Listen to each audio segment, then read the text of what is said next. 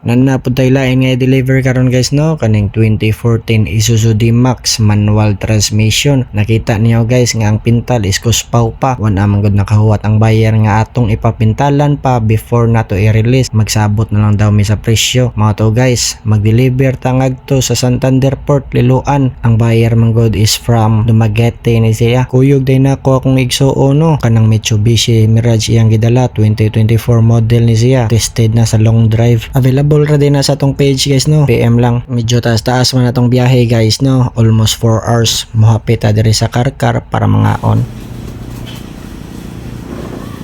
Ug sawa magdugay ni continue ta sa tong pagbiyahe ug naabot na ta diri sa Buluon, transition na ta ditso, naabot na ta diri sa Santander ug nakita nami sa buyer no nya ila dayon gi-test drive ang unit if okay pa ba ang dagan. So almost 4 hours gud atong dagan, wa jud nagka problema. Gi-check jud nila ni sir og maayo no para makasiguro nga okay ba gud kay ang unit. So far so good man daw kuno kayo, wala man daw problema, pintal ra gyud siya pero nagkasabot naman nila sir no. Mao tong hali na ni nga unit guys. Salamat kay sa pagsalig diri kanako sir no, bisag wala mo kakita sa unit, trokol rata nga viewing, nisalig mo og nibayad mo diretso. Og sa outside Cebu ay mo pagduha og salig nako ha, kay legit ra jud ta diring dapita mo palit sa gog sakyanan, motor, PM lang sa akong page GCT Auto Trading.